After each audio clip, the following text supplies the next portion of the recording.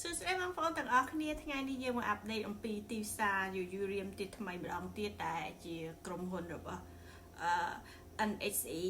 តែមានសម្បូរ NHE បងប្អូនហើយក្រុមហ៊ុននេះគឺមា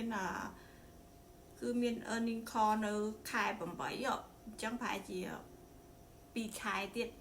earning call ថ្ងៃទី4ខែ8 2026ហើយក្រុមហ៊ុននេះខ្ញុំក៏ចង់អាប់ដេតតិចតួចទេហើយមិនសូវជាមានអីអាប់ដេតច្រើនទេបងប្អូនព្រោះអីក្រុមហ៊ុននេះគឺនៅមានបំណុលសម្រាប់សងគេបងប្អូនប៉ុន្តែក្រុមហ៊ុននេះគឺ strong buy ព្រោះអីវាមានដំណឹងល្អជាច្រើនមានញូវាល្អច្រើនហើយក្រុមហ៊ុននេះគឺ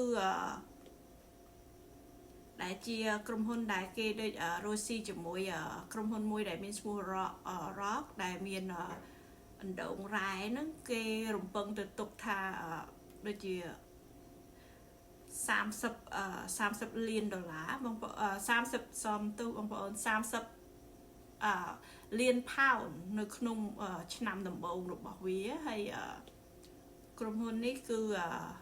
គប់គុណទៅក្នុងពិភពលោកនៅថ្ងៃអនាគតគឺច្រើនមែនទែនសម្រាប់យូរៀមបងប្អូនហើយ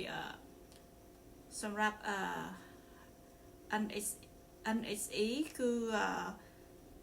គេនៅកំពុងតែសាងសង់នៅឡើយដូចថារបស់ខ្លះដែលត្រូវទិញថែមយកមកដើម្បីជីករ៉ែបន្ថែមបងប្អូនហើយមានកិច្ចសន្យាក្នុងរយៈពេលវែងតែអ្នកទិញហើយនិងអ្នកលក់ហ្នឹងបងប្អូនហើយក្រុមហ៊ុននេះគឺល្អគួរសមហើយខ្ញុំចូលចិត្តទិញក្រុមហ៊ុននេះទៅគាត់ថា lately ខ្ញុំអត់សូវបានទុកច្រើនទេព្រោះអីខ្ញុំត្រូវការយកលុយមកលេងផ្សេងនេះដល់អញ្ចឹងហើយខ្ញុំទុកប្រហែលជាទៅ1000 share 2000 share ឯងបងប្អូនប៉ុន្តែបើសិនជាវាចុះថោកជាងនឹងទៀតប្រហែលជាខ្ញុំអាចទិញបន្ថែមទៀតហើយគេរំពឹងថាពី6ខែទៅ12ខែខាងមុខហ្នឹងគឺក្រុមហ៊ុននេះគឺអាចឡើងខ្លាំងជាងបច្ចុប្បន្នណាបងប្អូនព្រោះអីវាអាចកាត់បន្ថយសេដ្ឋកិច្ចពិភពលោកហើយនឹងសង្គ្រាមអីចឹងទៅភាគហ៊ុននេះអាចឡើងទៅវិញខ្លះទៀតបងប្អូនហើយសម្រាប់ការសាងសង់គឺគេពជាពេលសម្រាប់ព្រោះអីគេមានបញ្ហាខាងយករបស់ជីកដីជីកអីហ្នឹងអញ្ចឹងគេពជាពេលសាងសង់បន្តិច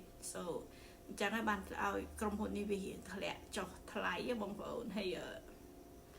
ខ្ញុំគិតថានៅថ្ងៃអនាគតគឺក្រុមហ៊ុននេះគឺឡើងហើយឥឡូវហ្នឹងគឺវាមានតម្លៃវាតែ$10ជាងឯងបងប្អូន$10.28សេនណាអញ្ចឹងចាំមើលថាតើក្នុងអាទិត្យហ្នឹងវាអាចឡើងបានប្រហែលដែរហើយចាំមើលមិនបាច់ខ្ញុំនឹងអាប់ដេតជាមួយបងប្អូនព្រោះអីឥឡូវនេះវាមិនសូវមានអីអាប់ដេតដែរបងប្អូនព្រោះអីវានៅដដែលវាអត់សូវស្ទុះឡើងខ្លាំងអីបងប្អូនដូចជាមិនសូវជាមានអីអាប់ដេតថ្មីហើយក្រុមហ៊ុននេះគឺគេនៅមានបំណុលដែលសម្រាប់ទៅសងទៅម្ចាស់បំណុលប៉ុន្តែវានៅតែជាក្រុមហ៊ុនដែល strong buy ហើយមានអ្នកទិញច្រើនមែនទែនអូខេមិនខ្ញុំនឹងអាប់ដេតជាមួយបងប្អូនទៀតហើយសង្ឃឹមថាបងប្អូនទាំងអស់គ្នាសុខសប្បាយអូខេ good night